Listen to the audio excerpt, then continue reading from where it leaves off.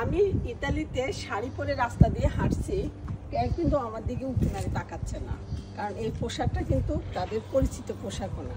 অথচ আমাদের বাংলাদেশে যখন ছোট জামা কাপড় পরে কোনো বিদেশে যদি হাঁটে, তাহলে সবাই কিন্তু হা করে তাকায় থাকে, কারণ আমাদের বাংলাদেশের অনেকের হাতে এত সময়, তারা অন্যকে দেখতে এবং অন্যের পিছনে সময় নষ্ট করতে অনেক সময় পায়। এদেশে দেখেন কারো কোনো সময় নেই, কেউ আমার দিকে তাকাবেও না।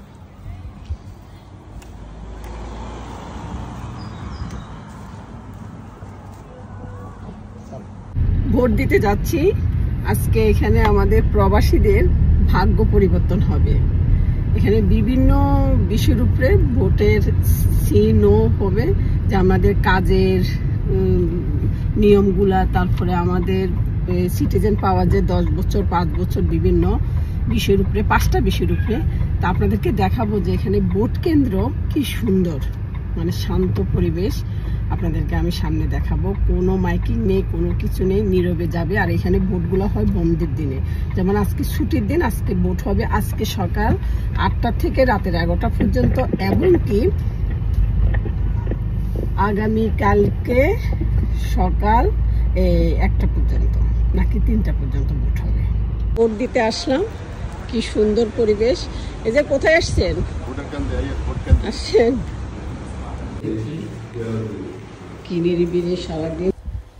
আমি এখন আমার কাঙ্ক্ষিত বিষয়গুলোর উপরে সিনও দিয়ে দিচ্ছি, যেগুলো আমাদের দরকার।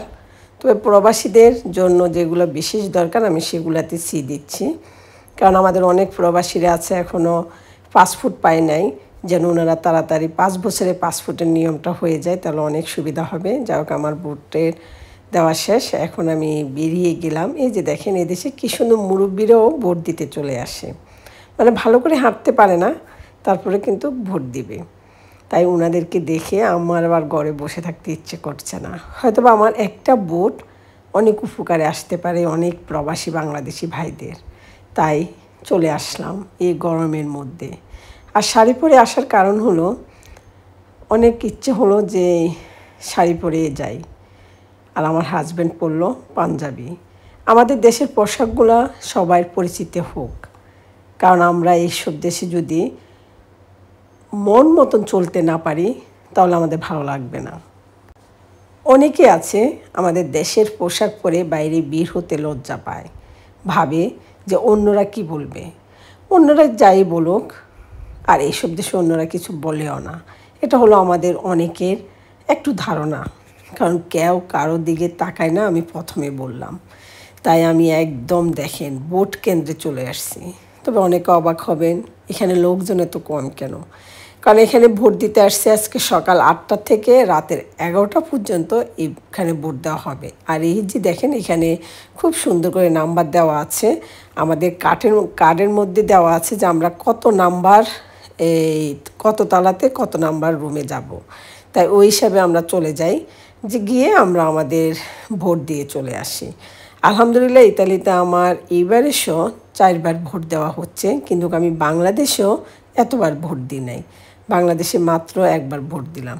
যাক, ভোট দেওয়া শেষ, এখন দুইজনে গিয়ে একটু কফি খাবো, কারণ নিজের মতন একটু বাঁচতে ইচ্ছে করে, নিজের মতন একটু থাকতে ইচ্ছে করে।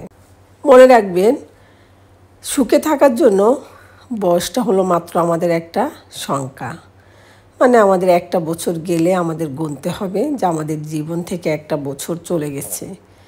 কিন্তু তাই বলে যে আমাদের শখ আহ্লাদ কমাই দিতে হবে, শখ আহ্লাদ করা যাবে না, এমন কিন্তু কোথায়ও নেই। কারণ আপনি যদি আপনার শখ আহ্লাদ এগুলোকে আপনি বুড়ো বানিয়ে পেলেন, তাহলে বিশ্বাস করেন আপনি এই সুন্দর পৃথিবীতে বেঁচে থাকার উৎসাহ কমে যাবে, মনমরা হয়ে পড়ে থাকবেন। তাই সুস্থ থাকতে হলে মনমরা হয়ে বেঁচে থাকার কোনো অর্থই নেই। এমন অনেক আছে যে একটু ঘোরার জন্য, মন খুলে একটু কথা বলার জন্য এক বুক আফসোস নিয়ে ঘরের কোণায় পড়ে আছে। তাই আপনারা ঘর থেকে বেরিয়ে আসুন। যাদের হাজব্যান্ড আলহামদুলিল্লাহ জীবিত আছে, হাজব্যান্ডের সাথে ঘুরে বেড়ান। একদম দূরে কোথাও যেতে হবে না, আপনার বাড়ির পাশে যে ফুচকা দোকানটা আছে, যে চটপটির দোকানটা আছে সেখানে গিয়ে মাত্র 30 টাকা খরচ করে শুক কিনে নিয়ে আসেন, বা যারা চা প্রেমিক আছেন বসে 1 কাপ চা খেয়ে আসেন, দেখবেন অন্যরকম ভালো লাগবে। আমি কিন্তু বয়স্কদের কথা বলছি, কারণ যাদের সংসার মাত্র শুরু, তাদের তো ছোট ছোট ছেলে মেয়ে থাকবে, তাদের যে কোনো কিছু করতে হলে এমনভাবে করতে হবে যেন ছেলে মেয়ের সমস্যা না হয়। কারণ ছোট সন্তান থাকলে তাদের কথা আমাদের অবশ্যই চিন্তা করতে হবে। কফি শপটা দেখেন, আমি সবসময় মজা করে বলি ইতালিতে চায়ের দোকান। আর এখানে এই চায়ের দোকানগুলো মেয়েরাই পরিচালনা করে। এখন যাচ্ছে একটু ছবি তুলবো, ভিডিও করব। দুজনে একই রকম কাছাকাছি রঙের আজকে পোশাক পরলাম, তাই হাজব্যান্ডকে বললাম চলো একটু ঘুরে আসি ফুলের রাজ্য থেকে। এখানে তো আর টিউলিপ বাগান নেই, গোলাপ বাড়িও নেই, এখানে আছে ইতালিয়ান একটা ফুল। আমি গত বছর ওইখানে গিয়ে কয়েকটা ছবি তুললাম, তাই আজকেও গেলাম। কারণ এখানে ঈদে আমাদের কোনো শ্বশুরবাড়ি নেই, দেবর ননদের বাড়ি নেই, বাবার বাড়ি নেই যে একটু গিয়ে ঘুরে আসবো, বোনের বাড়ি নেই। এখানে আমরা ঈদের ছুটিগুলো কাটাই, হয়তোবা কোথাও ঘুরতে যাই নিজেরা, বা প্রতিবেশীদেরকে একটু দাওয়াত করে খাওয়াই, হয়তোবা আমরা ওদের বাসায় দাওয়াত করতে যাই। তারপরেও আমার ভাগ্য ভালো, আমার একটা ভাই এখানে আছে বা আমার 2 ছেলে আছে। আলহামদুলিল্লাহ আমরা ঈদের সময় গেট টুগেদার অনুষ্ঠানগুলো অন্তত আমাদের 3টা পরিবারের মধ্যে আমরা খুব সুন্দর মতন করে থাকি। কারণ আমার ভাইয়ের ছেলে মেয়েদেরকে আমি বুঝতে দিই যে আমি যে তোমাদের ফুফু, আমি তোমাদের দূরের কেউ না, তোমাদের রক্তের সম্পর্ক। তাই ঈদের দিন যদি আমার বিশেষ কোনো সমস্যা না থাকে, আমি আমার বাসায় তাদেরকে ইনভাইট করি। যাই হোক, আজকেও ঈদও আমার ছোট ছেলে বাসায় ইনভাইট করলাম। আমার ছোট বৌমা রান্নাবান্না করছে, আমরা সারাদিন আমার বড় বৌমা, আমার নাতি নাতনি সবাই একসাথে ছিলাম। আপনারা যদি এর আগের ভিডিওটা দেখেন দেখতে পারবেন।